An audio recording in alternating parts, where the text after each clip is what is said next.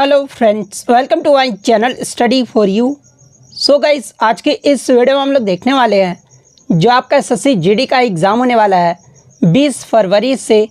उसके लिए हाल ही के एग्ज़ाम में टीसीएस के द्वारा जितने भी प्रश्न पूछे गए हैं उन सभी प्रश्नों को जो है इस वीडियो में डिस्कस करने वाले हैं। तो जो भी कैंडिडेट्स इस बार एसएससी जीडी का एग्ज़ाम देने वाले हैं, मैं आपको 100% ये गारंटी देता हूँ कि आपके एसएससी जीडी के एग्ज़ाम में यहाँ से प्रश्न ज़रूर पूछे जाएंगे। तो वीडियो को जो है लास्ट तक ज़रूर देखिएगा।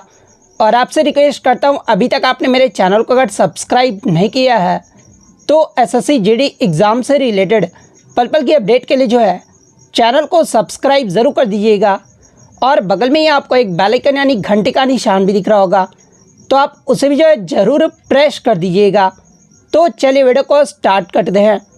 तो आपका पहला क्वेश्चन था, ईरानी कप 2022-23 भारत के किस राज्य में हुआ था? तो देखिए, ईरानी कप की बात कर ले तो ये जो आपका भारत के प्रथम श्रेणी क्रिकेट टूर्नामेंट है और इसका जो आयोजन है ना, ये आपका 2022-23 में मध्य प्रदेश के कैप्टन रूप सिंह स्टेडियम में जो है इसका आयोजन जो है वो किया गया था। इसके अलावा ईरानी कप 2022-23 की विजेता टीम की बात कर ले तो ये आपका रेस्ट ऑफ इंडिया रहा था और उप विजेता जो है ये आपका मध्य प्रदेश टीम रहा था। यानी अगर बात कर ले ईरानी कप 2022-23 का जो फाइनल मैच है ना, ये आपका रेस्ट ऑफ इंडिया और मध्य प्रदेश के मध्य खेला गया था, जिसमें रेस्ट ऑफ इंडिया ने जो है मध्य प्रदेश को फाइनल में जो है 238 रन से हरा दिया था। तो मध्य प्रदेश आपका यहाँ पे करेक्ट आंसर होगा। नेक्स्ट क्वेश्चन आपका यहाँ पर आता है कि what is the name of the autobiography of Sourav Ganguly? यानी इनमें से सौरव गांगुली की आत्मकथा जो है ये कौन सी है? तो देखिए, a century is not enough, ये जो आपका पुस्तक है ना, ये सौरव गांगुली की ऑटोबायोग्राफी है। तो a century is not enough आपका यहाँ पे करेक्ट आंसर होगा। इसके अलावा मैं आपको बता दूं कि आपके ऑटोबायोग्राफी से जो है लगातार प्रश्न पूछे जा रहे हैं। जैसे कि आगे के शिफ्ट में अगर आपसे पूछा जाए कि the taste of my life ये जो है किसकी ऑटोबायोग्राफी है, तो देखिए the taste of my life ये जो आपका युवराज सिंह की आत्मकथा है। इसके अलावा एन ऑटोबायोग्राफी ये जो आपका जवाहरलाल नेहरू का जो है आत्मकथा है। विंग्स ऑफ फायर ये जो आपका एपीजे अब्दुल कलाम की ऑटोबायोग्राफी है। इसके अलावा एस अगेंस्ट ओट्स ये जो आपका सानिया मिर्जा की ऑटोबायोग्राफी है। प्लेइंग इट माई वे ये जो आपका सचिन तेंदुलकर की ऑटोबायोग्राफी। इसके अलावा ए शॉट एट हिस्ट्री ये जो आपका अभिनव बिंद्रा की ऑटोबायोग्राफी है। The race of my life ये जो आपका मिल्खा सिंह की आत्मकथा है। सिक्स मशीन ये जो आपका क्रिश गिल की ऑटोबायोग्राफी है। इसके अलावा कंट्रोवर्सी योर्स ये जो आपका शोएब अख्तर की आत्मकथा है। 281 एंड बियॉन्ड ये जो आपका बीवीएस लक्ष्मण की ऑटोबायोग्राफी है। अनफिनिश्ड ए मेमोयर ये जो आपका प्रियंका चोपड़ा की ऑटोबायोग्राफी है। लॉन्ग वॉक टू फ्रीडम ये जो आपका नेल्सन मंडेला की ऑटोबायोग्राफी है। ड्रीम्स फ्रॉम माई फादर ये जो आपका बराक ओबामा की ऑटोबायोग्राफी है। इसके अलावा फ्रीडम इन एग्जाइल ये जो आपका दलाई लामा की ऑटोबायोग्राफी है। इसके अलावा truth love and little malice ये जो आपका खुशवंत सिंह की ऑटोबायोग्राफी है। तो ये सारे फैक्ट जो आपको ध्यान में रखना है। नेक्स्ट क्वेश्चन आपका यहाँ पर आता है कि 1857 के विद्रोह का नेतृत्व बिहार से किसने किया था? तो देखिए, 1857 की जो क्रांति हुई थी ना, इसमें बिहार से जो नेतृत्व है ना, ये कुंवर सिंह के द्वारा किया गया था। तो कुंवर सिंह आपका यहाँ पे करेक्ट आंसर होगा। इसके अलावा 1857 की क्रांति के महत्वपूर्ण प्रश्न को देख लेते हैं, जहां से एग्जाम में प्रश्न पूछे जाते हैं। जैसे कि 1857 की क्रांति का जो प्रतीक क्या रहा था? तो देखिए, 1857 की क्रांति का जो प्रतीक है ना, ये आपका कमल और चपाती रहा था। इसके अलावा बात कर ले 1857 की क्रांति ये जो आपका किस गवर्नर जनरल के शासन काल में हुआ था? तो ये आपका लॉर्ड कैनिंग के शासन काल में हुआ था। इन्हें लॉर्ड कहना बिल्कुल भी गलत है, कैनिंग के शासन काल में हुआ था। इसके अलावा बात कर ले क्रांति की शुरुआत ये जो है कब हुई थी और कहां से हुआ था? तो देखिए, 1857 की क्रांति की जो शुरुआत है ना, ये आपका 10 मई 1857 को मेरठ से हुआ था। इसके अलावा इस क्रांति का अन्य नाम अगर पूछा जाए तो देखिए, 1857 की क्रांति का जो अन्य नाम है ना, वो आपका प्रथम भारतीय स्वतंत्रता संग्राम है, या फिर इसे सिपाही विद्रोह भी कहा जाता है। इसके अलावा भारतीय विद्रोह के नाम से भी जो है इसे जाना जाता है। इसके अलावा एग्जाम में पूछा जाता है कि 1857 ईस्वी की क्रांति का तत्कालिक कारण क्या था। तो देखिए इसका जो तत्कालिक कारण रहा था ना वो आपके चर्बी युक्त वाले जो है कारतूस रहे थे। इसके अलावा 1857 के विद्रोह का जो है मुख्य प्रभाव भारत के किस क्षेत्र पर सबसे ज़्यादा पड़ा था। तो ये आपका उत्तर और मध्य भारत पर जो वो सबसे ज़्यादा पड़ा था। इसके अलावा 1857 की क्रांति का भामसा जो है ये कौन थे। तो ये आपके अमरचंद भाटिया थे जिसने अपनी सारी संपत्ति जो है ये रानी लक्ष्मीबाई को जो वो दान कर दिए थे। इसके अलावा एग्जाम में पूछा जाता है कि 1857 की क्रांति का पहला शहीद जो है ये कौन थे। तो देखिए पहला जो शहीद हुए थे ना ये आपके मंगल पांडे हुए थे। और मंगल पांडे जिन्हें बैरकपुर में जो है 8 अप्रैल को जो वो फांसी जो वो दे दिया गया था। इसके अलावा 1857 की क्रांति का सबसे युवा शहीद अगर पूछा जाए कि कौन था तो ये आपके हेमू कालानी थे जिसे टांक में जो वो फांसी जो वो दे दिया गया था। इसके अलावा 1857 की विद्रोह में किस नेता का नाम जो था वो आपका धोतू पंत था। तो देखिए धोतू पंत जो नाम था ना ये आपका नाना साहब पेशवा का था।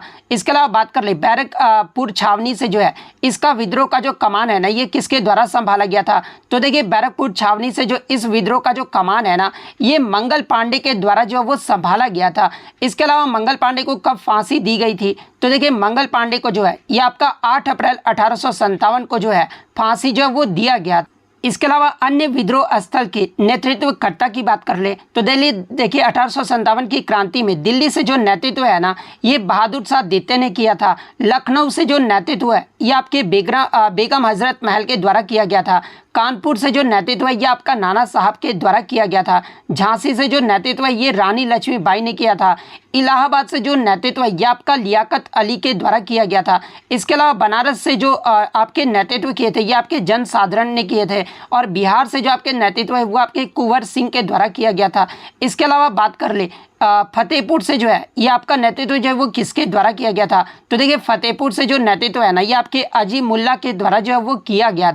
इसके अलावा फैज़ाबाद से जो नेतृत्व है ये आपके मौलवी अहमद उल्ला के द्वारा किया गया था। और बरेली से जो नेतृत्व है ये आपके खान बहादुर खान के द्वारा जो है वो किया गया था। तो ये सारे फैक्ट जो आपको ध्यान में रखना है।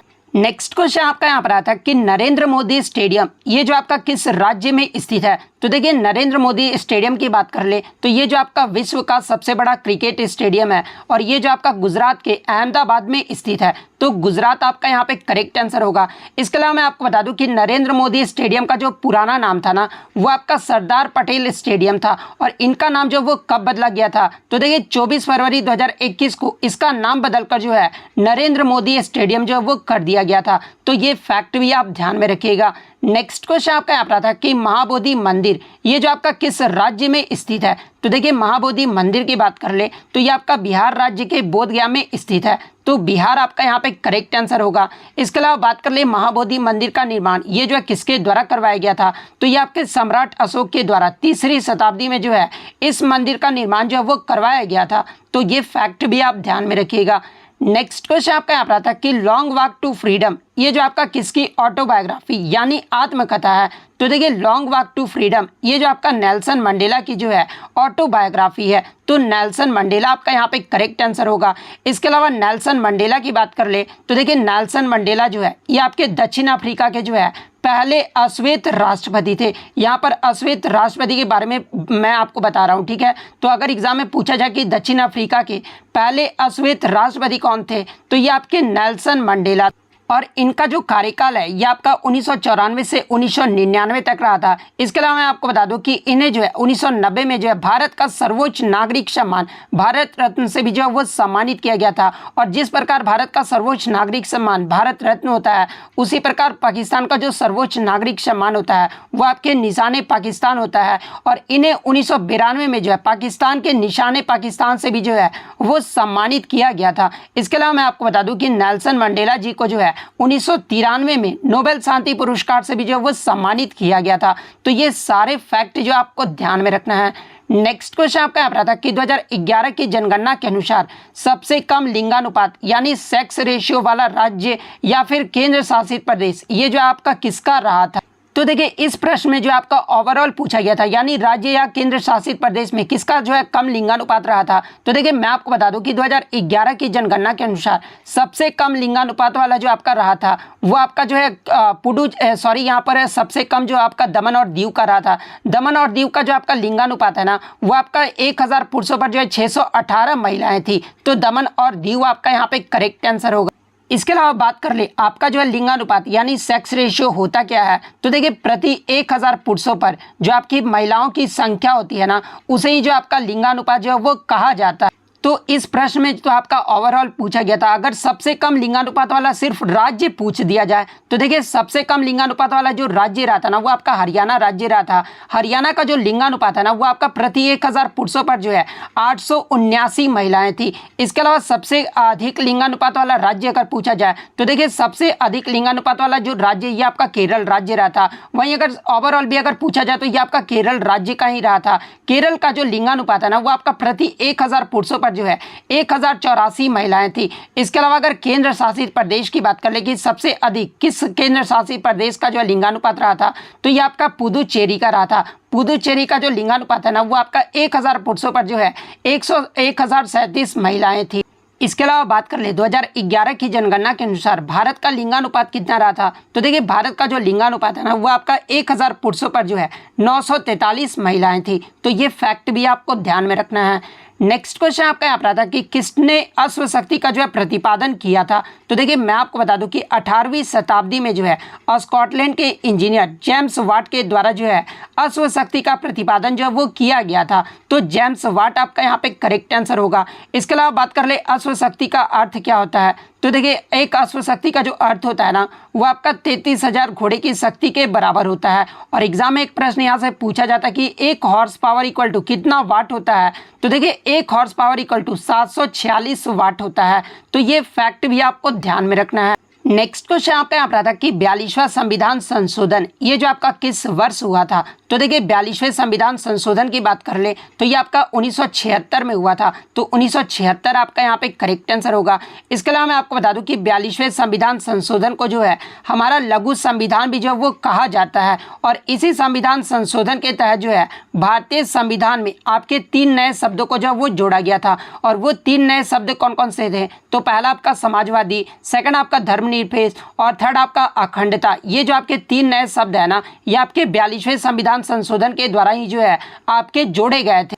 इसके अलावा मैं आपको ये भी बता दूं कि इसी संविधान संशोधन के द्वारा जो है हमारे संविधान में 10 मौलिक कर्तव्यों को जो है सरदार स्वर्ण सिंह समिति की सिफारिश पर जो वो जोड़ा गया था। और वर्तमान में मौलिक कर्तव्यों की जो संख्या वो आपका 11 है। और 11वां जो मौलिक कर्तव्य वो आपका 86वें संविधान संशोधन जो कि आपका 2002 में हुआ था। और इसी के माध्यम से जो आपका 11वां मौलिक कर्तव्य जो वो जोड़ा गया था।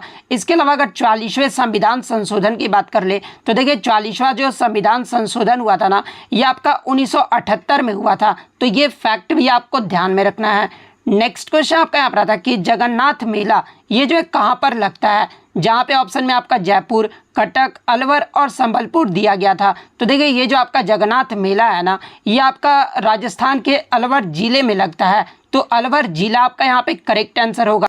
नेक्स्ट क्वेश्चन आपका यहाँ पर था कि किस शास्त्रीय नृत्य को जो है जादूगरनी का नृत्य यानी इंचेंट्रेस जो है वो कहा जाता है। तो देखिए ये जो आपका मोहिनीअट्टम जो शास्त्रीय नृत्य है ना जो कि आपका केरल का शास्त्रीय नृत्य है। और इस नृत्य को जो है जादूगरनी का नृत्य यानी इंचेंट्रेस जो है वो कहा जाता है। तो मोहिनीअट्टम आपका यहाँ पे करेक्ट आंसर होगा। इसके अलावा मैं आपको बता दूं कि केरल का एक और आपका जो है शास्त्रीय नृत्य जो कि आपका कथकली है। तो ये फैक्ट भी आप ध्यान में रखिएगा।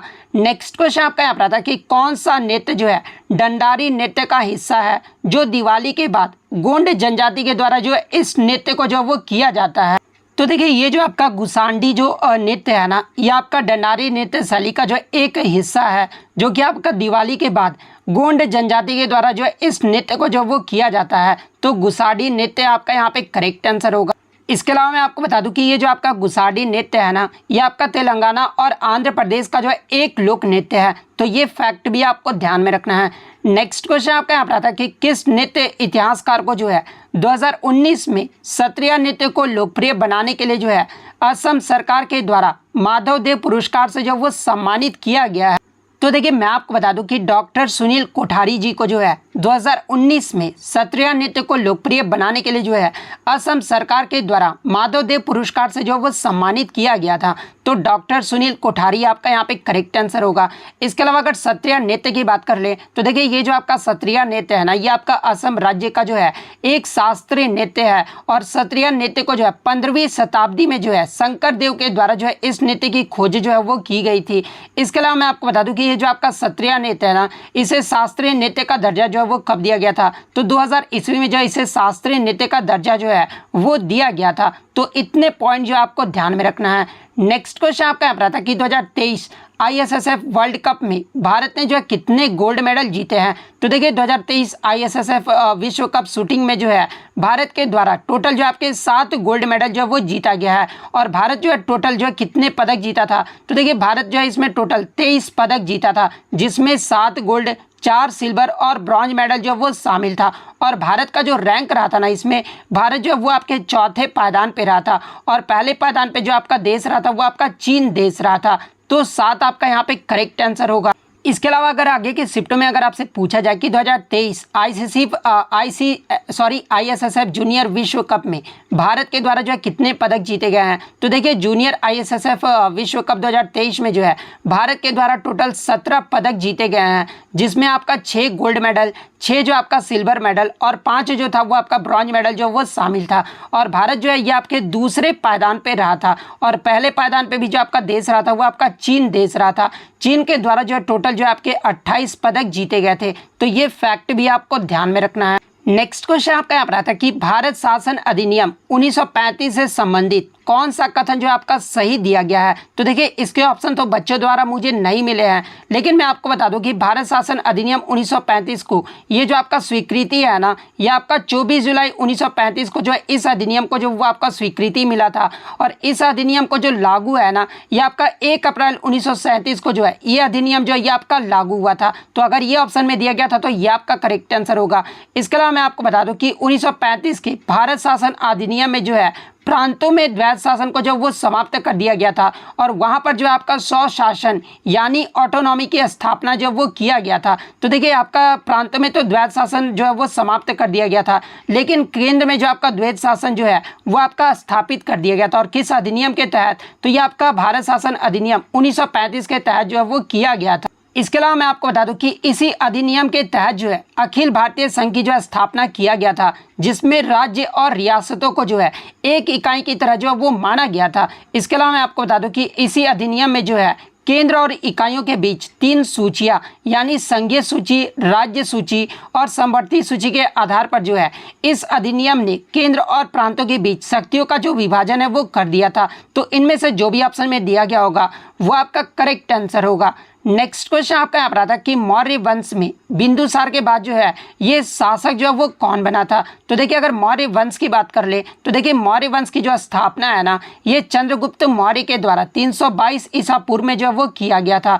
और मौर्य वंश के बिंदुसार के बाद जो शासक है ना, ये आपके सम्राट अशोक बने थे। वहीं अगर बात कर ले ये जो आपके बिंदुसार मौर्य वंश के कितने नंबर के शासक थे, तो ये आपके दूसरे शासक थे। तो अशोक आपका यहाँ पे करेक्ट आंसर होगा। इसके अलावा अगर आगे के शिफ्टों में पूछा जाए कि मौर्य वंश में अशोक के बाद जो है शासक कौन बने थे, तो देखिए अशोक के बाद जो शासक है ना, ये आपके दशरथ मौर्य बने थे। तो ये फैक्ट भी आप ध्यान में रखिए। इसके अलावा मौर्य वंश का जो है अंतिम शासक के बारे में पूछा जाता है। तो देखिए मौर्य वंश के जो अंतिम शासक थे ना, ये आपके बृहदत्त थे और इन्हीं की हत्या करके जो है पुष्यमित्र शुंग ने जो है आपके पुष्यमित्र शुंग के द्वारा जो है इनकी जो हत्या है वो 185 ईसा पूर्व में जो वो किया गया।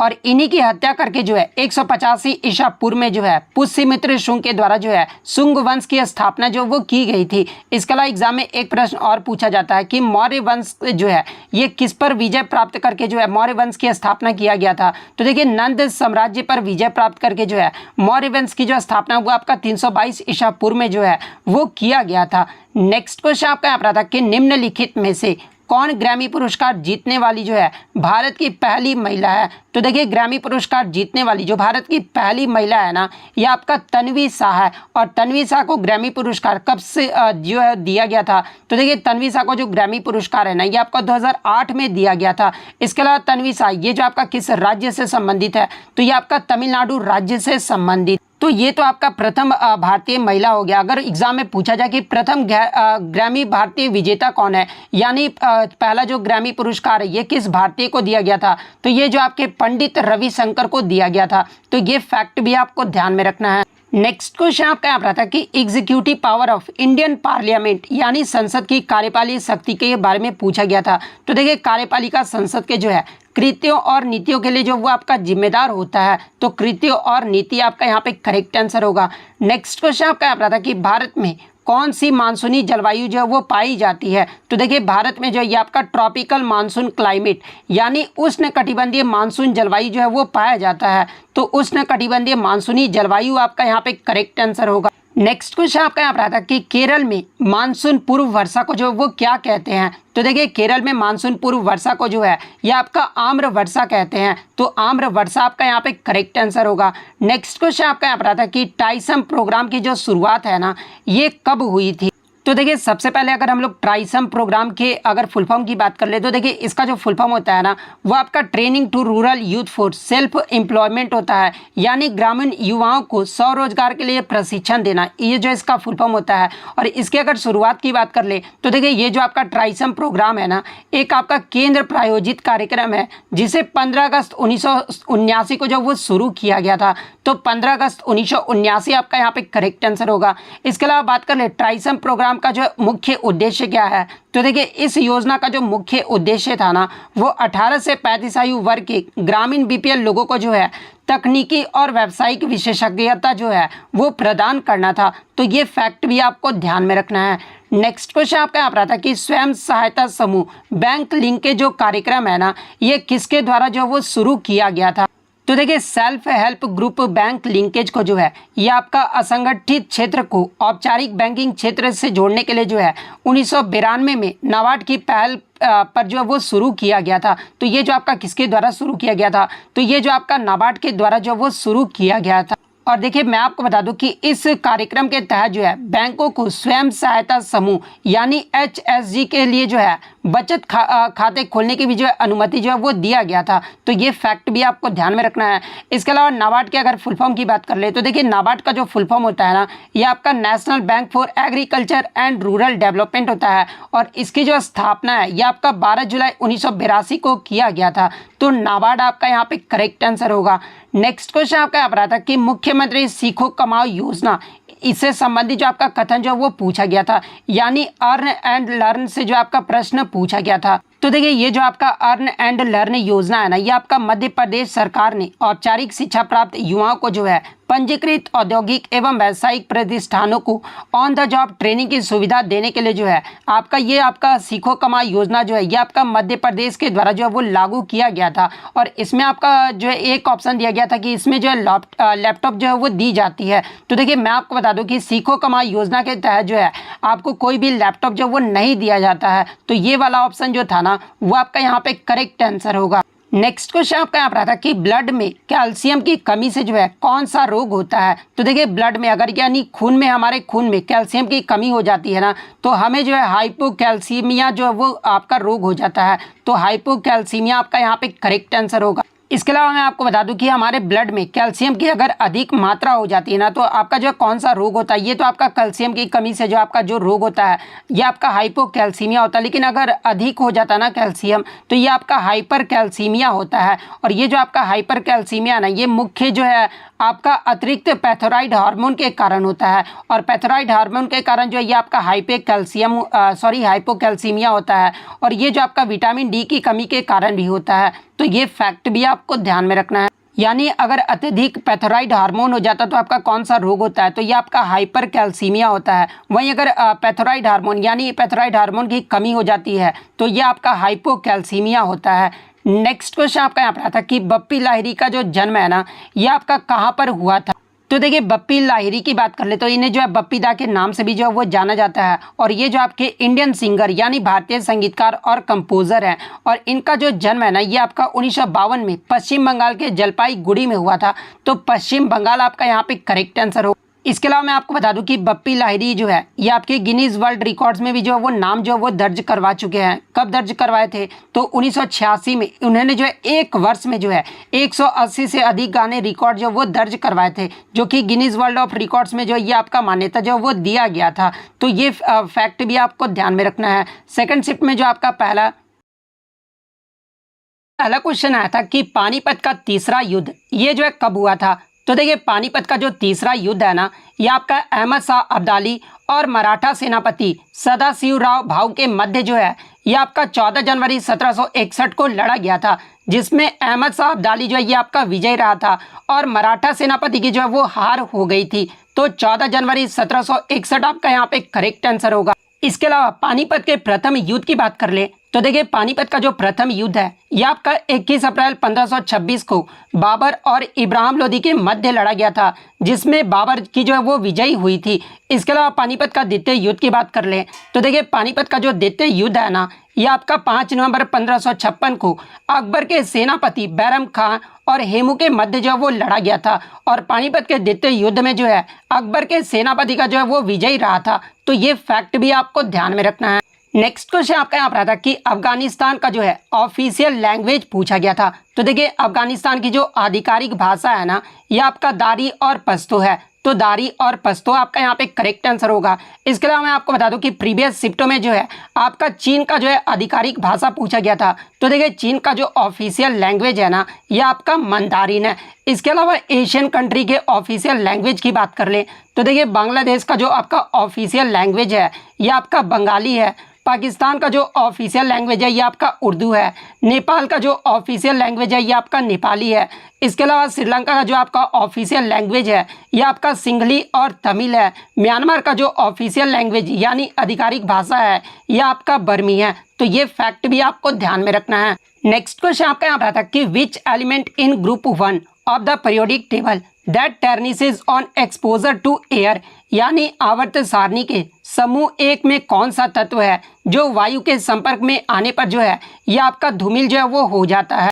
तो देखिए अगर पीरियोडिक टेबल के ग्रुप 1 एलिमेंट की बात कर ले तो देखिए पीरियोडिक टेबल में ग्रुप 1 एलिमेंट को जो है यह आपका अल्कली मेटल्स यानी क्षार धातुएं जो वो कहा जाता है। और इसमें जो आपके कौन कौन से एलिमेंट्स आ जाते हैं तो देखिए आपके जो ग्रुप 1 में जो है hydrogen, lithium, sodium, potassium, rubidium, caesium और फ्रांसियम, ये सभी जो तत्व है ना ये आपके ग्रुप 1 में आ जाते हैं। इसके अलावा अगर बात कर ले समूह 1 में कौन सा तत्व जो है वायु के संपर्क में आने पर जो है यह आपका धूमिल हो जाता है?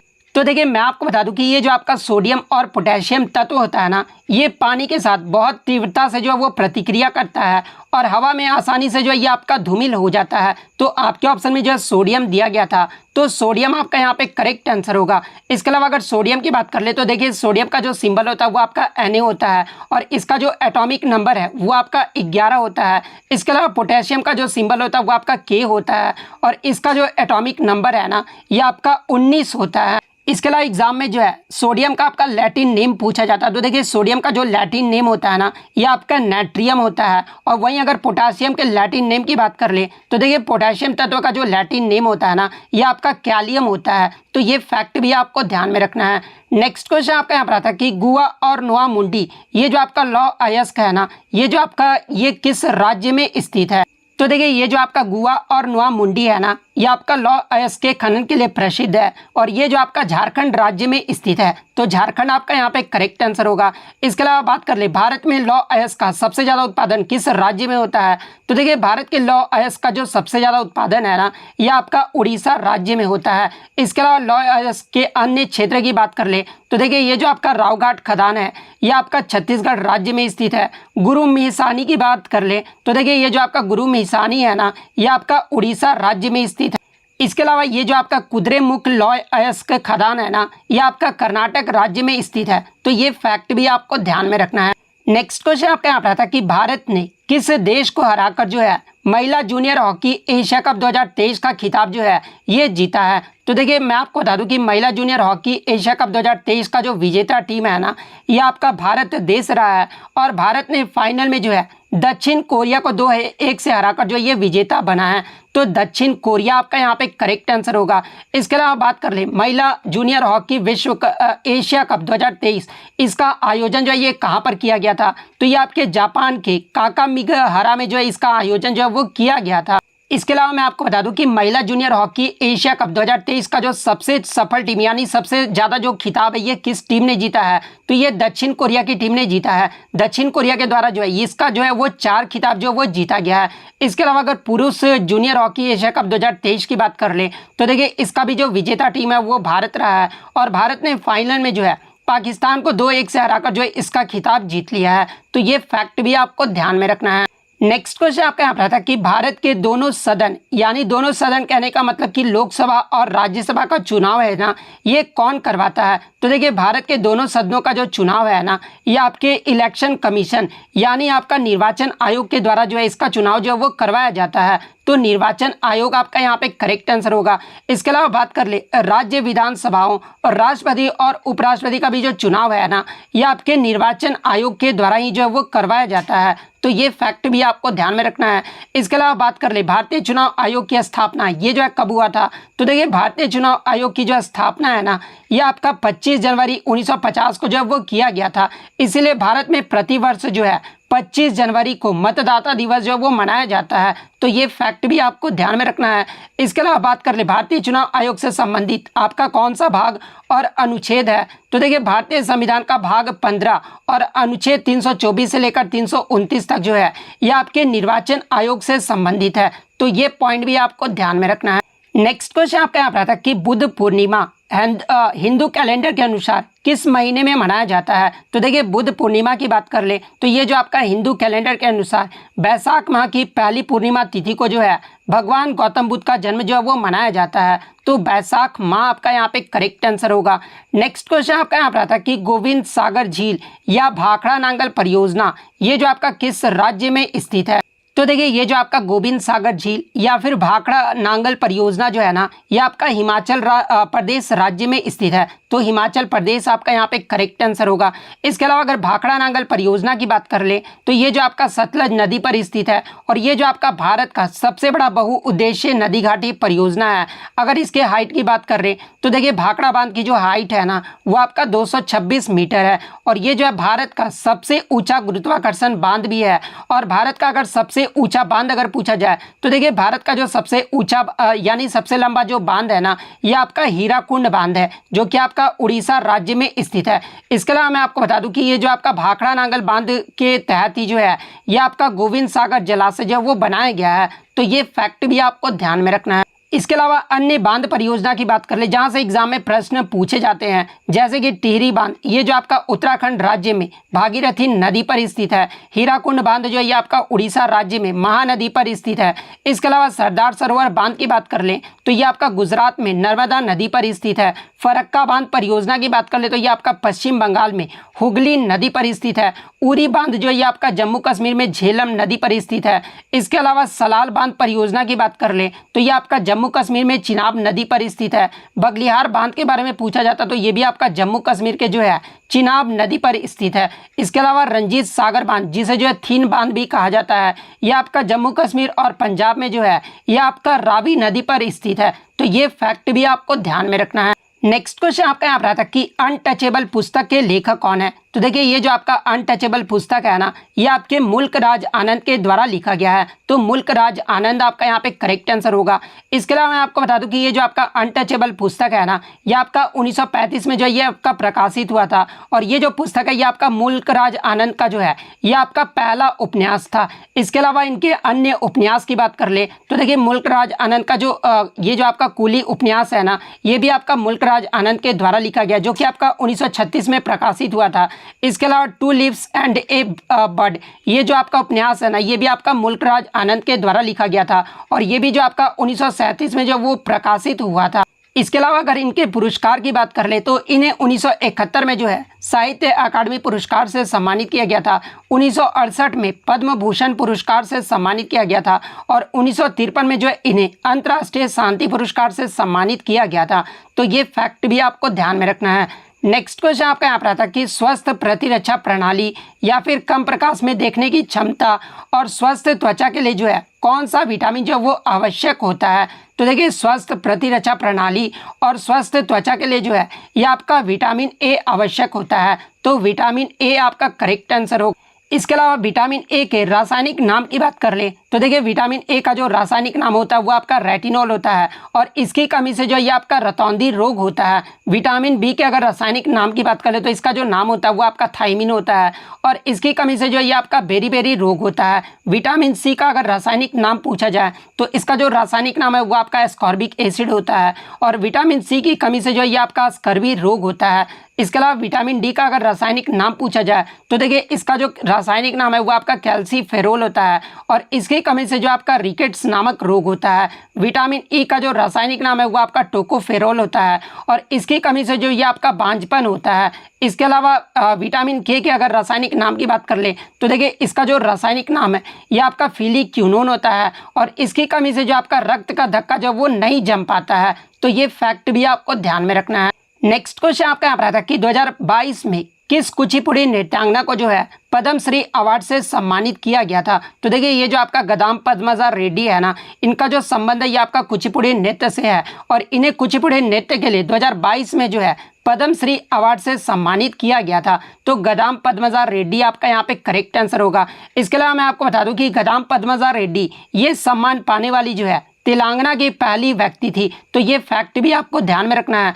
इसके अलावा मैं आपको बता दूं कि पद्मजा रेड्डी को जो है 2015 में भारत के सर्वोच्च कला पुरस्कार संगीत नाटक अकादमी पुरस्कार से भी जो वो सम्मानित किया गया था। इसके अलावा मैं आपको बता दूं कि ये जो आपका कुचिपुड़ी नृत्य है ना, ये आपका आंध्र प्रदेश राज्य का जो है एक शास्त्रीय नृत्य है और कुचिपुड़ी नृत्य के प्रमुख कलाकार की बात कर ले तो देखिए कुचिपुड़ी नृत्य के प्रमुख कलाकारों में स्वप्न सुंदरी, यामिनी कृष्ण मूर्ति, राधा रेड्डी, राजा रेड्डी, लक्ष्मी नारायण शास्त्री, यामिनी रेड्डी और कौशल्या रेड्डी, इन सभी का जो संबंध है ना ये आपके कुचिपुड़ी नृत्य से है। तो ये फैक्ट भी आपको ध्यान में रखना है। नेक्स्ट क्वेश्चन आपका यहाँ पर आता है कि शंभू महाराज का संबंध कथक के किस घराने से है। तो देखिए शंभू महाराज का जो संबंध है ना ये आपके लखनऊ घराने से है। तो लखनऊ घराना आपका यहाँ पे करेक्ट आंसर होगा। अगर इनका शास्त्रीय नृत्य पूछा जाए कि किस नृत्य से संबंधित है तो ये आपके कथक नृत्य से संबंधित है। इसके अलावा मैं आपको बता दूं कि ये जो आपके शंभू महाराज है ना ये आपके पंडित बिरजू महाराज के जो वो चाचा थे। तो ये फैक्ट भी आपको ध्यान में रखना है। इसके अलावा मैं आपको बता दूं कि शंभू महाराज को जो है 1958 में पद्मश्री पुरस्कार से सम्मानित किया गया था और 1967 में जो है संगीत नाटक अकादमी पुरस्कार से जो है इन्हें सम्मानित किया गया था। इसके अलावा लखनऊ घराने के अन्य प्रमुख कलाकार की बात कर ले तो देखिए बिंदादीन महाराज, कालका प्रसाद, अच्छन महाराज, लच्छू महाराज, शंभू महाराज और बिरजू महाराज, इन सभी का जो संबंध है ना ये आपके लखनऊ घराने से है। नेक्स्ट क्वेश्चन आपका यहाँ पर था कि निम्नलिखित में से कौन राज्य के नीति निर्देशक सिद्धांत यानी डीपीएसपी के अंतर्गत जो है वर्गीकृत नहीं किया गया है। तो देखिए नीति निर्देशक सिद्धांतों के अंतर्गत जो आपके वर्गीकृत किए गए हैं वो आपके आर्थिक और समाजवादी, राजनीतिक और प्रशासनिक, न्याय और कानूनी, पर्यावरण, स्मारकों की सुरक्षा और शांति और सुरक्षा, ये सभी का जो वर्णन है ना वो आपके राज्य के नीति निर्देशक सिद्धांतों में जो वो वर्गीकृत किया गया है। तो इनमें से आपका 3 तो ऑप्शन में दिया गया था। इसके अलावा जो आपका चौथा ऑप्शन दिया गया था वो आपका सत्तावादी दिया गया था। तो देखिए सत्तावादी का जो आपका वर्गीकृत है ना वो आपका डीपीएसपी में नहीं किया गया है। तो सत्तावादी आपका यहाँ पे करेक्ट आंसर होगा। इसके अलावा मैं आपको बता दूं कि डीपीएसपी को जो है 3 कैटेगरी में भी जो वो आपका वर्गीकृत किया गया और वो 3 कैटेगरी कौन कौन से हैं। तो पहला तो आपका समाजवादी हो गया, इसके अलावा सेकंड जो आपका हो गया वो आपका गांधीवादी हो गया और थर्ड जो होगा वो आपका उदार और बौद्धिकवादी। ये जो आपका 3 कैटेगरी में जो है डीपीएसपी को बांटा गया है। इसके अलावा मैं आपको बता दूं कि डीपीएसपी ये जो आपका किस भाग में है। तो देखिए डीपीएसपी का जो वर्णन है ये आपका भाग 4 में है और किस अनुच्छेद में, तो ये आपका अनुच्छेद 36 से लेकर 51 तक है। इसके अलावा डीपीएसपी ये जो आपका किस देश के संविधान से लिया गया है, तो इसे जो आपका आयरलैंड देश के संविधान से लिया गया है। तो ये फैक्ट भी आपको ध्यान में रखना है।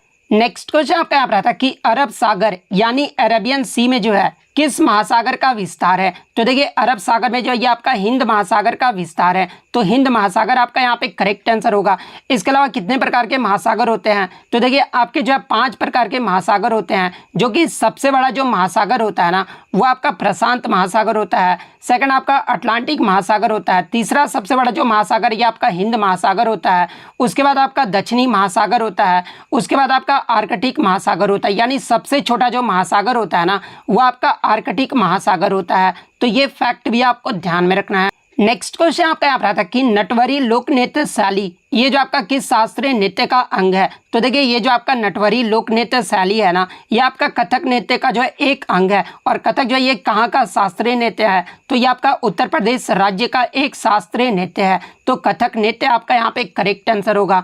नेक्स्ट क्वेश्चन आपका यहाँ पर आता कि बिरसा मुंडा अंतर्राष्ट्रीय हॉकी स्टेडियम ये जो आपका किस राज्य में स्थित है? तो देखिए ये जो आपका बिरसा मुंडा अंतर्राष्ट्रीय हॉकी स्टेडियम है ना ये आपका उड़ीसा के राउरकेला जिला में स्थित है। तो उड़ीसा आपका यहाँ पे करेक्ट आंसर होगा। इसके अलावा मैं आपको बता दूं कि ये जो आपका FIH हॉकी विश्व कप 2023 हुआ था ना ये भी जो आपका उड़ीसा राज्य में जो है आयोजित किया गया था। तो ये फैक्ट भी आपको ध्यान में रखना है। नेक्स्ट क्वेश्चन आपका यहाँ पर था कि 1927 में मंदिर प्रवेश जो आंदोलन है ना ये किसने शुरू किया था? तो देखिए मैं आपको बता दूं कि जाति पूर्वाग्रहों के विरोध में मंदिर प्रवेश जो आंदोलन है ना ये आपके डॉक्टर भीमराव अंबेडकर के द्वारा 1927 में जो वो शुरू किया गया था। तो डॉक्टर भीमराव अंबेडकर आपका यहाँ पे करेक्ट आंसर होगा। नेक्स्ट क्वेश्चन आपका यहाँ पर था कि Sita an illustrated retelling of the Ramayana पुस्तक के लेखक कौन है? तो देखिए इस पुस्तक को जो है ये आपका देवदत्त पटनायक के द्वारा लिखा गया है। तो देवदत्त पटनायक आपका यहाँ पे करेक्ट आंसर होगा। नेक्स्ट क्वेश्चन आपका यहाँ पर आता कि अनुसूचित जाति और अनुसूचित जनजाति विधेयक 2022 जो है ये आपका किस राज्य से संबंधित है? तो देखिए अनुसूचित जाति और अनुसूचित जनजाति विधेयक 2022 जो है ये आपके 4 राज्यों से संबंधित है। जिसमें पहले अगर राज्य की बात कर ले तो ये आपका उत्तर प्रदेश राज्य से संबंधित है, जिसमें गोंड समुदाय को जो है अनुसूचित जनजाति का दर्जा जो है वो दिया गया है। सेकंड आपका तमिलनाडु राज्य से संबंधित है, जिसमें तमिलनाडु में अनुसूचित जनजाति यानी ST में जो है ये आपका नारी कोरवन और ये जो आपका कुरी विकरन जो है ना जो कि आपके पहाड़ी जनजाति है इन्हें जो है तमिलनाडु राज्य में ST का जो वो दर्जा दिया गया है। थर्ड आपका जो है कर्नाटक राज्य से संबंधित, और ये जो आपका ST सूची में पहले से ही वर्गीकृत काडू कुरुबा के प्राय के रूप में जो है बेटा कुरुबा को जो है वो शामिल करना है। इसके अलावा चौथा जो है ये आपका छत्तीसगढ़ राज्य से संबंधित है, जिसमें ST सूची में पहले से ही वर्गीकृत भारिया जो भूमिया जनजाति है ना इसके लिए देवनागरी लिपि में जो है अन्य समानार्थक शब्द को जो वो जोड़ना है। तो इन चारों में से जो भी आपका राज्य ऑप्शन में दिया गया था वो आपका करेक्ट आंसर होगा। नेक्स्ट क्वेश्चन आपका यहाँ पर आता कि बौद्ध धर्म से संबंधित सबसे पुराना स्तूप कौन सा है? तो देखिए बौद्ध धर्म से संबंधित जो सबसे पुराना स्तूप है ना ये आपका सांची का स्तूप है। और सांची का स्तूप का जो निर्माण है ये किसने करवाया था? तो इसका जो निर्माण है ये आपके सम्राट अशोक महान के द्वारा 3री शताब्दी में जो इसका निर्माण जो वो करवाया गया था। तो सांची का स्तूप आपका यहाँ पे करेक्ट आंसर होगा।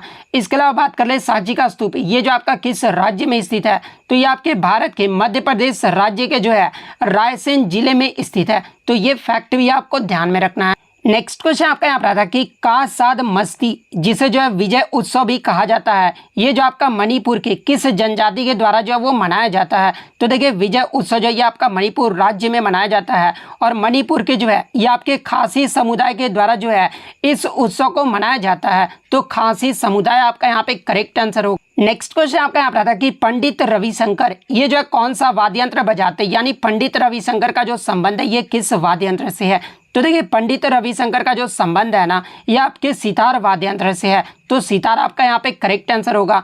इसके अलावा मैं आपको बता दूं कि पंडित रविशंकर जी को जो है 1999 में भारत रत्न से जो वो सम्मानित किया गया था। तो ये फैक्ट भी आपको ध्यान में रखना है। इसके अलावा प्रमुख वाद्य यंत्र और उनके वादक के बारे में जान लेते हैं जहां से एग्जाम में प्रश्न पूछे जाते हैं, जैसे कि पंडित रविशंकर, उमा शंकर मिश्र, बुद्धादित्य मुखर्जी, विलायत खान, शाहिद परवेज, वंदे हसन, इन सभी का जो संबंध है ये आपका सितार वाद्य यंत्र से है। इसके अलावा अमजद अली खान, अलाउद्दीन खान, अली अकबर खान, विश्वजीत राय चौधरी, मुकेश शर्मा, बुद्धदेव दास गुप्ता, इनका जो संबंध है ना ये आपके सरोद वाद्य यंत्र से है। शिव कुमार शर्मा और भजन सुपारी, इनका जो संबंध है ये आपका संतूर वाद्य यंत्र से है। बिस्मिल्लाह खान, अली अहमद हुसैन खान, दयाशंकर जगन्नाथ, इनका जो संबंध है ये आपका शहनाई वादक से है। इसके अलावा हरिप्रसाद चौरसिया, पन्नालाल घोष, राजेंद्र कुलकर्णी, वी कुंजमनी, इनका जो संबंध है ये आपका बांसुरी वाद्य यंत्र से है। जाकिर हुसैन, अल्लाह रखा खान, गुदई महाराज, किशन महाराज, लतीफ़ खान, सुखविंदर सिंह, इनका जो संबंध है ये आपका तबला वाद्य यंत्र से। इसके अलावा वायलिन वादक की बात कर ले तो T N. Krishnan, doctor N. Rajam, L. Subramaniam, इनका जो संबंध है ये आपका वायलिन वादक से है। पखावाज की बात कर ले तो गोपाल दास, ठाकुर लक्ष्मण सिंह, छत्रपति सिंह, रहमान खान, इनका जो संबंध है ना ये आपके पखावाज से। इसके अलावा अगर रुद्र बीना की बात कर ले तो उस्ताद सादिक अली खान, असद अली खान, इनका जो संबंध है ये आपका रुद्र वीणा से है। वीणा की बात कर ले तो एस बालाचंद्रन, कृष्ण भागवतार, बदरुद्दीन डागर, इनका जो संबंध है ये आपका वीणा वादक से है। मृदंगम की बात कर ले तो ठाकुर भीकम सिंह, जगदीश सिंह, पालघार रघु, इनका जो संबंध है ना ये आपके मृदंगम से है। तो ये फैक्ट भी आपको ध्यान में रखना है। नेक्स्ट क्वेश्चन आपका यहाँ पर आता है कि पुरुष हैंडबॉल में बॉल का जो वेट यानी भार जो है ना ये कितना होता है। तो देखिए पुरुष हैंडबॉल में बॉल का जो भार होता है ना वो आपका 425 से लेकर 475 ग्राम के बीच में होता है। तो ये आपका यहाँ पे करेक्ट आंसर होगा। इसके अलावा बात कर ले महिला हैंडबॉल में जो है गेंद की परिधि यानी सरकमफेरेंस जो है वो क्या होता है। तो देखिए महिलाओं हैंडबॉल में जो गेंद की जो परिधि है ना ये आपका 54 से 56 सेंटीमीटर के बीच तक होता है। और महिलाओं में जो हैंडबॉल का जो वजन है ना ये आपका 325 से लेकर जो है 375 ग्राम के बीच में होता है। और देखिए हैंडबॉल मैच खेलने का जो समय का अवधि होता है ना वो 30-30 मिनट का होता है, जिसमें आपका 10 मिनट का ब्रेक होता है। तो ये फैक्ट भी आपको ध्यान में रखना है। इसके अलावा मैं आपको बता दूं कि जो आपके हैंडबॉल गेम होते हैं ना उसमें जो आपके कितने खिलाड़ी होते हैं। तो देखिए हैंडबॉल में जो आपके मैदान पे कुल आपके 7 खिलाड़ी होते हैं। और अगर कम से कम 5 खिलाड़ी भी होता है तो ये जो गेम है ना वो आपका स्टार्ट जो है वो कर दिया जाता है। तो ये पॉइंट भी आप ध्यान में रखिएगा। नेक्स्ट क्वेश्चन आपका यहाँ पर था कि सूक्ष्म वित्त संस्थाएं यानी आपका माइक्रो फाइनेंस जो इंस्टीट्यूशन होता है ना वो आपका क्या होता है। तो देखिए सूक्ष्म वित्त संस्थाएं उन कंपनियों को कहा जाता है जो निम्न आय वर्ग के लोगों को जो है अपना व्यवसाय शुरू करने के लिए सस्ती ब्याज दरों पर जो है कर्ज जो है वो उपलब्ध कराते हैं। यानी माइक्रो फाइनेंस इंस्टीट्यूशन जो है वित्तीय कंपनी उन लोगों को छोटे ऋण जो है वो प्रदान करता है जो समाज के वंचित और कमजोर वर्गों से तथा जिनके पास बैंकिंग सुविधाएं जो है वो उपलब्ध नहीं हो पाता है उन्हें जो आपका सूक्ष्म वित्त संस्थाएं जो वो प्रदान करती है। तो ये आपका यहाँ पे करेक्ट आंसर होगा। पहला क्वेश्चन आया था कि विंग्स ऑफ फायर ये जो है किसकी ऑटोबायोग्राफी यानी आत्मकथा है। तो देखिए विंग्स ऑफ फायर ये जो पुस्तक है ना ये डॉक्टर एपीजे अब्दुल कलाम की आत्मकथा है। इसके अलावा मैं आपको बता दूं कि डॉक्टर एपीजे अब्दुल कलाम जी को जो है मिसाइल मैन ऑफ इंडिया के नाम से भी जो है वो जाना जाता है। तो डॉक्टर एपीजे अब्दुल कलाम आपका यहाँ पे करेक्ट आंसर होगा। इसके अलावा अगर डॉक्टर एपीजे अब्दुल कलाम की बात कर ले तो ये भारत के राष्ट्रपति बनने वाले जो है ये आपके पहले वैज्ञानिक थे और ये जो है भारत के 11वें नंबर के जो है ये राष्ट्रपति थे। और इनका जो कार्यकाल है ये आपका 2002 से लेकर 2007 तक रहा था।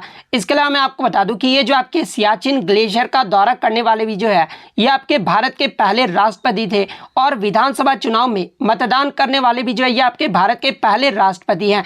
इसके अलावा ये जो आपका पूरा योजना था ना यानी ग्रामीण क्षेत्रों में शहरी सुविधाएं प्रदान करने वाला जो योजना था इसकी भी जो अवधारणा है ना ये एपीजे अब्दुल कलाम के द्वारा ही जो वो दिया गया था। इसके अलावा ये जो आपका विलियम बिट्स जो ई अखबार था ना वो भी आपका एपीजे अब्दुल कलाम के द्वारा ही जो है ये आपका शुरू किया गया था। और डॉक्टर एपीजे अब्दुल कलाम जी को जो है 1997 में भारत रत्न पुरस्कार से भी जो वो सम्मानित किया गया था। इसके अलावा मैं आपको बता दूं कि ये जो आपका विंग्स ऑफ फायर पुस्तक है ना ये आपका कब जो है वो पब्लिश यानी प्रकाशित हुआ था। तो ये आपका 1999 में जो प्रकाशित हुआ था। तो ये सारे फैक्ट जो आपको ध्यान में रखना है। इसके अलावा डॉक्टर एपीजे अब्दुल कलाम की अन्य कृतियों की अगर मैं बात कर लूं तो India 2020, ignited minds, indomitable spirit, advantage India from challenge to opportunity, ये सभी जो पुस्तकें हैं ना ये डॉक्टर एपीजे अब्दुल कलाम के द्वारा लिखा गया है। इसके अलावा अन्य ऑटोबायोग्राफी की बात कर ले जहां से टीसीएस के द्वारा आपके प्रश्न पूछे जाते हैं जैसे कि प्लेइंग इट माई वे ये जो आपका सचिन तेंदुलकर की आत्मकथा है। माई कंट्री माई लाइफ ये जो आपका लाल कृष्ण आडवाणी जी की आत्मकथा है। इसके अलावा one life is not enough ये जो आपका के नेटवर्क सिंह का जो है ये आपका आत्मकथा है। तो ये फैक्ट भी आपको ध्यान में रखना है। नेक्स्ट क्वेश्चन आपका यहाँ पर था कि मौलिक कर्तव्य यानी फंडामेंटल ड्यूटीज जो है यह आपके किस अनुच्छेद में वर्णित है? तो देखिए अगर मौलिक कर्तव्य की बात कर ले तो ये आपके संविधान के भाग 4A और अनुच्छेद 51A में जो आपका वर्णित है। तो अनुच्छेद 51A आपका यहाँ पे करेक्ट आंसर होगा। इसके अलावा मैं आपको बता दूं कि ये जो आपका मौलिक कर्तव्य है ना, ये आपका रूस देश के संविधान से जो है इसे लिया गया है। इसके अलावा अगर मौलिक कर्तव्य की बात कर ले तो देखिए जब हमारा संविधान बनकर तैयार हुआ था ना, उस समय जो है मौलिक कर्तव्य जो है इसे शामिल जो है वो नहीं किया गया था। यानी मौलिक कर्तव्य को जो है कब शामिल किया गया था? तो देखिए मौलिक कर्तव्य को जो है ये आपका 42वां संविधान संशोधन जो कि आपका 1976 में हुआ था, और इसी के द्वारा जो है आपका सरदार स्वर्ण सिंह समिति के सिफारिश पर हमारे संविधान में जो है 10 मौलिक कर्तव्य को जो है वो जोड़ा गया था। और वर्तमान में जो मौलिक कर्तव्यों की संख्या है वो आपका 11 है, और 11वां जो मौलिक कर्तव्य है ना, यह आपका 86वें संविधान संशोधन जो कि आपका 2002 में हुआ था, और इसी के माध्यम से जो है 11वां मौलिक कर्तव्य को जो वो जोड़ा गया था। तो ये सारे फैक्ट जो आपको ध्यान में रखना है। नेक्स्ट क्वेश्चन आपका यहाँ पर आता है कि born again on the mountain ये जो है किसकी आत्मकथा है? तो देखिए born again on the mountain ये जो आपका अरुणिमा सिन्हा की जो आत्मकथा है, तो अरुणिमा सिन्हा आपका यहाँ पे करेक्ट आंसर होगा। और ये जो आपका पुस्तक है ना, ये आपका 2014 में जो है ये प्रकाशित हुआ था। इसके अलावा अरुणिमा सिन्हा की बात कर ले तो ये जो आपका एक नेशनल वॉलीबॉल प्लेयर और पर्वतारोही थी जो कि आपका उत्तर प्रदेश राज्य से जो ये आपका संबंधित थी। और अरुणिमा सिन्हा जो है माउंट एवरेस्ट चढ़ने वाली दुनिया और भारत की जो है ये पहली विकलांग महिला थी। तो ये फैक्ट भी आपको ध्यान में रखना है। नेक्स्ट क्वेश्चन आपका यहाँ पर आता है कि what resources high in Mumbai region, यानी मुंबई क्षेत्र में जो है कौन से संसाधन जो है वो अधिक हैं? तो देखिए मुंबई क्षेत्र की बात कर ले तो यहाँ पर ऑयल प्रोडक्शन और नेचुरल गैस यानी तेल उत्पादन और प्राकृतिक गैस का जो संसाधन है ना वो सबसे ज्यादा है। तो ऑप्शन में जो आपका मिनरल ऑयल दिया गया था, तो मिनरल ऑयल आपका यहाँ पे करेक्ट आंसर होगा। नेक्स्ट क्वेश्चन आपका यहाँ पे आता है कि 2019 में भारत रत्न पुरस्कार प्राप्त करने वाले भूपेन हजारिका निम्नलिखित में से किस क्षेत्र में प्रसिद्ध हैं? तो देखिए भूपेन हजारिका की बात कर ले तो इन्हें जो है संगीत के क्षेत्र में जो है 2019 में भारत रत्न से जो वो सम्मानित किया गया था। तो संगीत आपका यहाँ पे करेक्ट आंसर होगा। इसके अलावा अगर इनके पुरस्कार की बात कर ले तो देखिए भूपेन हजारिका जी को जो है 1977 में पद्मश्री अवार्ड से सम्मानित किया गया था। 1987 में संगीत नाटक अकादमी पुरस्कार से सम्मानित किया गया था। इसके अलावा 2001 में जो इन्हें पद्म भूषण से सम्मानित किया गया था, और 2012 में जो इन्हें पद्म विभूषण से जो वो सम्मानित किया गया था। इसके अलावा एग्जाम में पूछा जाता है कि भूपेन हजारिका ये जो आपके किस राज्य से संबंधित है? तो ये आपके असम राज्य से जो वो संबंधित है। इसके अलावा मैं आपको बता दूं कि 2019 में जो है 3 व्यक्तियों को जो है आपके भारत रत्न से सम्मानित किया गया था, और वो 3 व्यक्ति कौन कौन से थे? तो पहले आपके नानाजी देशमुख थे जिनको मरणोपरांत जो है समाज सेवा के क्षेत्र में जो है भारत रत्न से सम्मानित किया गया था। सेकंड आपके भूपेन हजारिका थे, इनको भी जो है मरणोपरांत जो है कला क्षेत्र यानी संगीत के क्षेत्र में जो है इन्हें भारत रत्न से सम्मानित किया गया था। और थर्ड जो थे वो आपके भारत के पूर्व राष्ट्रपति प्रणब मुखर्जी को जो है भारत रत्न से सम्मानित किया गया था। और ये जो है किस क्षेत्र में इन्हें सम्मानित किया गया था? तो इन्हें जो है लोक कार्य के लिए जो वो सम्मानित किया गया था। तो ये पॉइंट भी आप ध्यान में रखिएगा। इसके अलावा अगर भारत रत्न की बात कर ले तो देखिए भारत रत्न जो है देश का सर्वोच्च नागरिक सम्मान है, और इसकी जो शुरुआत है ना वो 1954 से हुआ था। यानी भारत रत्न जो है ये कब से दिया जाने लगा? तो ये आपका 1954 से जो वो दिया जाने लगा। और 1954 में जो है ये आपके 3 व्यक्तियों को जो है भारत रत्न से सम्मानित किया गया था। और वो 3 व्यक्ति कौन कौन से थे? तो आपके सी राजगोपालचारी, सर्वपल्ली राधाकृष्णन और सीवी रमन, ये 3 व्यक्तियों को जो है सबसे पहले भारत रत्न से सम्मानित किया गया था। इसके अलावा मैं आपको बता दूं कि लाल बहादुर शास्त्री जो है मरणोपरांत भारत रत्न से सम्मानित होने वाले जो है ये आपके पहले व्यक्ति थे। इसके अलावा भारत रत्न पाने वाले पहले विदेशी व्यक्ति के बारे में पूछा जाए तो ये आपके खान अब्दुल गफ्फार खान थे। इसके अलावा भारत रत्न पाने वाली पहली महिला का अगर नाम पूछा जाए तो देखिए पहली महिला जो थी ये आपका इंदिरा गांधी थी। इसके अलावा भारत रत्न पाने वाले सबसे पहले खिलाड़ी कौन थे? तो ये आपके सचिन तेंदुलकर थे। और इन्हें भारत रत्न कब दिया गया था? तो ये आपका 2014 में जो वो दिया गया था। नेक्स्ट क्वेश्चन आपका यहाँ पर आता है कि अक्टूबर 2023 में 37वें राष्ट्रीय खेल का जो आयोजन है ना ये कहाँ किया जाएगा? तो देखिए 37वें नेशनल गेम्स का जो आयोजन है ना, ये आपका गोवा में किया जाएगा। तो गोवा आपका यहाँ पे करेक्ट आंसर होगा। इसके अलावा मैं आपको बता दूं कि 36वां जो राष्ट्रीय खेल हुआ था ये आपका 2022 में हुआ था, और इसका जो ये आयोजन है ना, ये आपके गुजरात के 6 शहरों में किया गया था। तो ये फैक्ट भी आपको ध्यान में रखना है। इसके अलावा 36वें राष्ट्रीय खेल के पदक तालिका के बारे में एग्जाम में प्रश्न पूछा जाता है। तो देखिए इसके पदक तालिका में पहले स्थान पर जो ये आपका सर्विसेज का टीम रहा था। सर्विसेज ने जो है टोटल 128 पदक जीते थे, जिसमें 61 गोल्ड, 35 आपका जो है सिल्वर मेडल और 32 जो था वो आपका ब्रॉन्ज मेडल शामिल था। इसके अलावा एग्जाम में यहाँ से प्रीवियस शिफ्ट में आपसे पूछा गया था कि 36वें राष्ट्रीय खेल में सबसे ज्यादा पदक जो ये किस राज्य के द्वारा जीता गया था। तो देखिए सबसे ज्यादा पदक की बात कर ले तो ये आपका जो है महाराष्ट्र राज्य के द्वारा जीता गया था। महाराष्ट्र ने जो है टोटल 140 पदक जीते थे, जिसमें 39 गोल्ड, 38 सिल्वर और 63 जो था वो आपका ब्रॉन्ज मेडल शामिल था। और तीसरे स्थान पर जो आपका हरियाणा राज्य रहा था। हरियाणा के द्वारा जो है 116 पदक जो वो जीते गए थे। नेक्स्ट क्वेश्चन आपका यहाँ पर आता कि गेटो सोरा, ये जो आपके बैडमिंटन खिलाड़ी है, ये जो आपके भारत के किस राज्य से संबंधित है।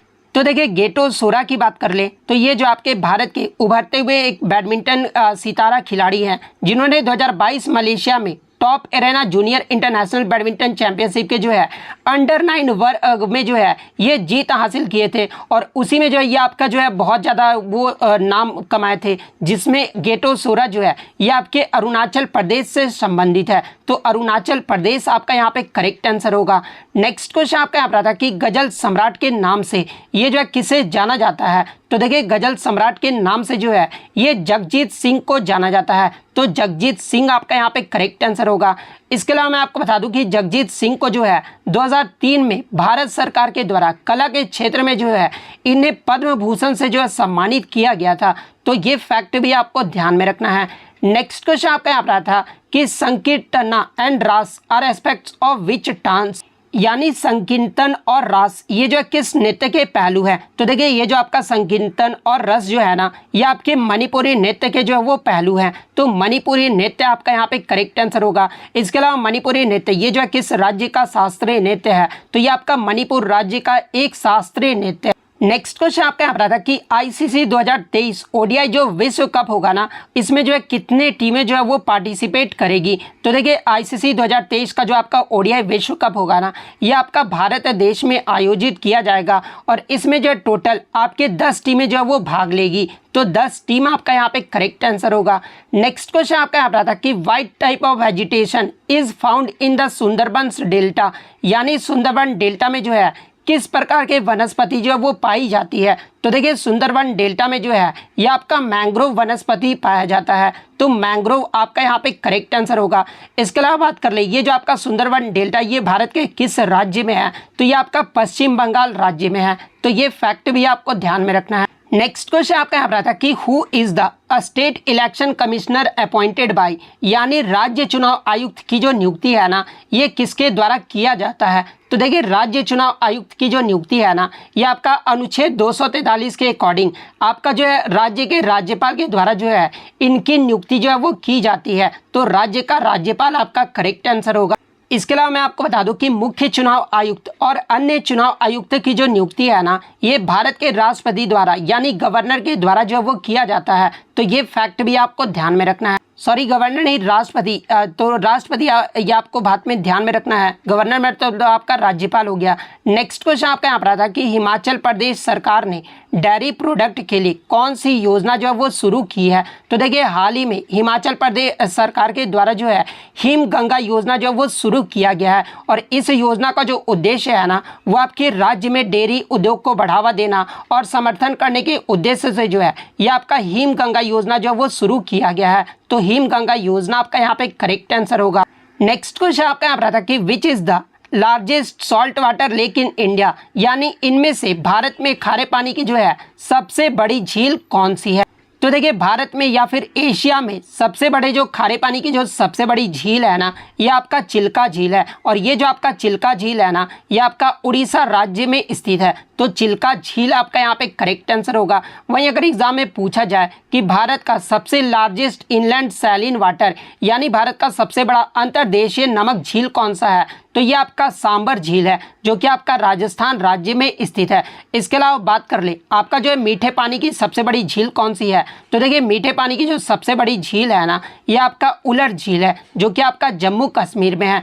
इसके अलावा भारत का सबसे लंबी झील के बारे में पूछा जाए तो ये आपका वेम्बनाड झील है जो कि आपका केरल राज्य में स्थित है। तो ये फैक्ट भी आपको ध्यान में रखना है। नेक्स्ट क्वेश्चन आपका यहाँ पर आता है कि 2011 की जनगणना के अनुसार किस राज्य और केंद्र शासित प्रदेश का जो लिटरेसी रेट यानी साक्षरता दर है ना वो सबसे अधिक रहा था। तो देखिए 2011 की जनगणना के अनुसार सबसे अधिक साक्षरता दर वाला जो राज्य है ये आपका केरल राज्य रहा था। केरल का जो साक्षरता दर है ना ये 94% रहा था, जिसमें पुरुष साक्षरता दर 96.11% रहा था और महिला साक्षरता दर जो ये आपका 92.07% रहा था। वहीं अगर केंद्र शासित प्रदेश की बात कर ले तो सबसे ज़्यादा जो साक्षरता दर वाला यूटी रहा था ये आपका लक्षद्वीप रहा था। लक्षद्वीप का जो आपका साक्षरता दर है ये आपका 91.85% रहा था। उसके बाद अगर दूसरा सबसे बड़ा राज्य पूछा जाए साक्षरता दर में तो ये आपका मिजोरम राज्य रहा था। उसके बाद आपका गोवा राज्य रहा था। उसके बाद जो आपका त्रिपुरा राज्य रहा था। वहीं अगर दूसरा केंद्र शासित प्रदेश अगर पूछा जाए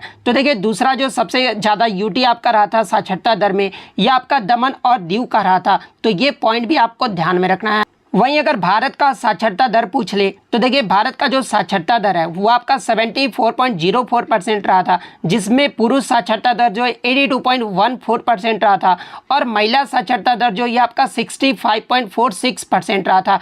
वहीं अगर सबसे कम साक्षरता दर वाले अगर राज्यों की क्रम की बात कर ले तो देखिए सबसे कम साक्षरता दर वाला जो राज्य है ये आपका बिहार राज्य रहा था। उसके बाद आपका अरुणाचल प्रदेश रहा था। उसके बाद आपका राजस्थान राज्य रहा था। उसके बाद आपका झारखंड राज्य रहा था। उसके बाद आपका आंध्र प्रदेश राज्य रहा था। तो ये जो है सबसे कम साक्षरता दर वाले राज्य का जो है क्रम भी आपको ध्यान में रखना है। और यहाँ से एक प्रश्न और पूछा जाता है जहाँ से बच्चे जो है कंफ्यूज रहते हैं। सबसे कम महिला साक्षरता दर अगर पूछा जाए तो ये आपका जो है बिहार राज्य का ही रहा था, लेकिन सेकंड स्थान पे जो आपका राजस्थान राज्य का रहा था। तो ये पॉइंट भी आप ध्यान में रखिएगा। नेक्स्ट क्वेश्चन आपका यहाँ पर था कि छऊ नृत्य कला के क्षेत्र में विशेष योगदान के लिए जो है संगीत नाटक अकादमी अवार्ड 2001 किसे मिला है, जो फरवरी 2023 में जो वो दिया गया है। तो देखिए छऊ नृत्य में संगीत नाटक अकादमी अवार्ड 2021 जो है ये आपके भुवन कुमार को दिया गया है। तो भुवन कुमार आपका यहाँ पे करेक्ट आंसर होगा, जो कि आपका फरवरी 2023 में इन्हें दिया गया है। इसके अलावा मैं आपको बता दूं कि संगीत नाटक अकादमी अवार्ड 2021 में कथक नृत्य के लिए जो आपका संगीत नाटक अकादमी अवार्ड है ना ये आपके समा भाटे को दिया गया है। इसके अलावा कथकली नृत्य में 2021 के लिए जो है संगीत नाटक अकादमी जो अवार्ड है ना वो आपके इंचा कट्टू रामचंद्रन पिल्लई को दिया गया है। वहीं अगर कुचिपुड़ी नृत्य के लिए 2021 का जो संगीत नाटक अकादमी है ना ये आपके एन शैलजा को दिया गया है। इसके अलावा मणिपुरी नृत्य के लिए 2021 का जो संगीत नाटक अकादमी अवार्ड है ये आपके थो आई देवी को जो वो दिया गया है, यानी TI देवी को जो वो दिया गया है। और मोहिनीअट्टम नृत्य के लिए जो है ये आपके नीना प्रसाद को दिया गया है। कुटियाट्टम नृत्य के लिए जो है ये आपके कलामंडलम गिरिजा को दिया गया है। तो ये पॉइंट भी आपको ध्यान में रखना है। वहीं अगर आगे के शिफ्टों में 2019 का अगर पूछ ले तो देखिए छऊ नृत्य कला के क्षेत्र में विशेष योगदान के लिए 2019 का जो संगीत नाटक अकादमी अवार्ड है ना ये आपके झारखंड सरायकेला के छऊ कलाकार बजेंद्र कुमार पटनायक को जो है ये आपका दिया गया है। तो इनका नाम भी जो आपको ध्यान में रखना है। नेक्स्ट क्वेश्चन आपका यहाँ पर आया था कि कालिदास सम्मान ये जो किस राज्य सरकार के द्वारा जो है ये दिया जाता है। तो देखिए कालिदास सम्मान की बात कर ले तो ये आपका मध्य प्रदेश सरकार के द्वारा दिया जाता है। तो मध्य प्रदेश आपका यहाँ पे करेक्ट आंसर होगा। और ये जो आपका किस क्षेत्र में दिया जाता है तो देखिए कालिदास जो सम्मान है ना ये आपके साहित्य के क्षेत्र में जो वो दिया जाता है। और इसकी जो स्थापना है ना ये आपका 1981 में जो इसकी स्थापना जो वो किया गया था। और कालिदास सम्मान में जो आपके प्राप्तकर्ता को जो है 1 लाख रुपए जो वो प्रदान किए जाते हैं। तो ये फैक्ट भी आपको ध्यान में रखना है। नेक्स्ट क्वेश्चन आपका यहाँ पर था कि गुरु कल्याणी सुंदरम पिल्लई जिन्हें 2023 में जो है पद्मश्री अवार्ड से सम्मानित किया गया था ये जो आपके किस शास्त्रीय नृत्य से संबंधित है। तो देखिए गुरु कल्याण सुंदरम पिल्लई की बात कर ले तो ये आपके भरतनाट्यम नृत्य से संबंधित है। तो भरतनाट्यम आपका यहाँ पे करेक्ट आंसर होगा। इसके अलावा मैं आपको बता दूं कि ये जो आपका भरतनाट्यम है ना ये आपका तमिलनाडु राज्य का एक शास्त्रीय नृत्य इसके अलावा भरतनाट्यम नृत्य के प्रमुख कलाकारों के नाम की बात कर ले तो यामिनी कृष्णमूर्ति, मीनाक्षी सुंदरम पिल्लई, कृष्णमूर्ति, सोनल मानसिंह, रुक्मणी देवी अरुंडेल, टी बाला सरस्वती, पद्मा सुब्रमण्यम, एस के सरोज, वैजंती मेला, इसके अलावा राम गोपाल लीला शैमसन, मृणालिनी साराभाई, मल्लिका साराभाई, मालविका सरकार, प्रियदर्शनी गोविंद और अनीता रत्नम, इन सभी का जो संबंध है ना ये आपके भरतनाट्यम नृत्य से है। नेक्स्ट क्वेश्चन आपका यहाँ पर था कि अप्रैल 1929 में विधानसभा में जो बम है ना ये किसने फेंका था। तो देखिए 8 अप्रैल 1929 को जो है सेंट्रल लेजिस्लेटिव असेंबली पे जो बम है ना ये भगत सिंह और बटुकेश्वर दत्त के द्वारा फेंका गया था। तो भगत सिंह और बटुकेश्वर दत्त आपका करेक्ट आंसर होगा। नेक्स्ट क्वेश्चन आपका यहाँ पर था कि on which river national waterway यानी आपका NW2 जो है इज लोकेटेड इन, यानी राष्ट्रीय जलमार्ग 2 जो है ये किस नदी पर स्थित है। तो देखिए राष्ट्रीय जलमार्ग 2 की बात कर ले तो ये आपका ब्रह्मपुत्र नदी पर स्थित है। तो ब्रह्मपुत्र नदी आपका यहाँ पे करेक्ट आंसर होगा। इसके अलावा मैं आपको बता दूं कि ये जो आपका राष्ट्रीय जलमार्ग 2 है ना ये आपका असम में सदिया और धुबरी शहरों को जो है ये आपका जोड़ता है। तो ये फैक्ट भी आपको ध्यान में रखना है। और इसके अगर लंबाई की बात कर ले तो ये आपका 891 किलोमीटर है। तो ये फैक्ट भी आप ध्यान में रखिएगा। नेक्स्ट क्वेश्चन आपका यहाँ पर आता है कि when was child marriage restraint act passed, यानी बाल विवाह निरोधक अधिनियम जो है ये आपका कब पारित हुआ था। तो देखिए बाल विवाह निरोधक अधिनियम की बात कर ले तो ये आपका 28 सितंबर 1929 को जो है imperial legislative council of India में जो ये आपका पारित हुआ था। तो 28 सितंबर 1929 आपका यहाँ पे करेक्ट आंसर होगा। और इस अधिनियम में जो आपका लड़कियों के विवाह की जो आयु है ना वो 14 वर्ष और लड़कों की जो विवाह की आयु है ना वो 18 वर्ष जो है वो तय किया गया। और देखिए इसी अधिनियम में संशोधित करके जो है इसमें बाल विवाह निषेध अधिनियम में जो है लड़कियों के लिए जो आपका शादी की जो उम्र है ना वो 18 वर्ष किया गया है और लड़कों के लिए 21 वर्ष जो है वो कर दिया गया है। और बाल विवाह निषेध अधिनियम ये जो आपका कब जो है वो पारित हुआ था। तो ये आपका जो 2006 में जो है ये आपका पारित हुआ था। और लागू कब हुआ था ये भारत में, तो भारत में जो है ये आपका 1 नवंबर 2007 को जो है वो लागू हुआ था। तो ये फैक्ट भी आपको ध्यान में रखना है। नेक्स्ट क्वेश्चन आपका यहाँ पर आता है कि सखुआ के फूलों की पूजा या फिर आपका सॉल जो ट्री होता है ना ये जो आपका इसकी जो पूजा है झारखंड के किस त्यौहार में किया जाता है। तो देखिए सखुआ के फूलों की पूजा या फिर साल ट्री की जो पूजा है ना ये आपके झारखंड के सरहुल त्यौहार में जो वो किया जाता है। तो सरहुल त्यौहार आपका यहाँ पे करेक्ट आंसर होगा। इसके अलावा सरहुल त्यौहार की बात कर ले तो ये जो आपका झारखंड आदिवासियों का जो है ये आपका प्रमुख त्यौहार जो है वो माना जाता है। और पूजा स्थल पर जो है ये आपका सखुओं के फूलों की जो है इस त्यौहार में जो वो पूजा की जाती है। तो ये फैक्ट भी आपको ध्यान में रखना है। नेक्स्ट क्वेश्चन आपका यहाँ पर आया था What is the reason the reflection of sound waves from a surface back to the listener, यानी सतह से वापस श्रोता तक ध्वनि तरंगों के प्रवर्तन के कारण होने वाली ध्वनि की श्रृंखला को जो हम क्या कहते हैं। तो देखिए सतह से वापस श्रोता तक ध्वनि तरंगों के प्रवर्तन के कारण होने वाली जो ध्वनि की श्रृंखला को जो है ना ये हमें इको ऑफ साउंड यानी प्रतिध्वनि जो वो कहते हैं। तो प्रतिध्वनि आपका यहाँ पे करेक्ट आंसर होगा। नेक्स्ट क्वेश्चन आपका यहाँ पर आता है कि इनमें से कौन सी मुद्रा की विशेषता नहीं है, यानी करेंसी का जो है कैरेक्टरिस्टिक्स पूछा गया था। तो देखिए करेंसी की अगर विशेषता की बात कर ले तो ये जो आपका durability, portability, divisibility, uniformity, limited supply, acceptability, ये सभी जो आपके मनी के जो है ये आपके विशेषता होती है। तो इनमें से आपका 3 तो ऑप्शन में दिया गया था। इसके अलावा जो चौथा ऑप्शन था ना वो आपका करेक्ट आंसर होगा।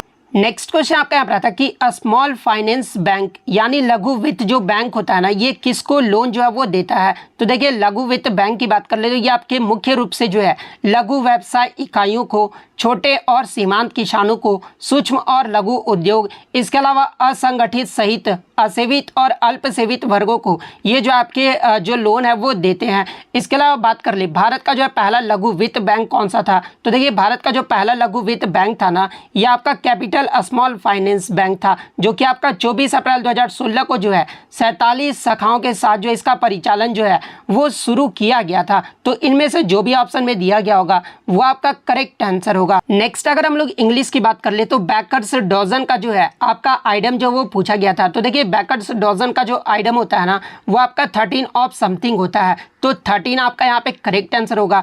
इसके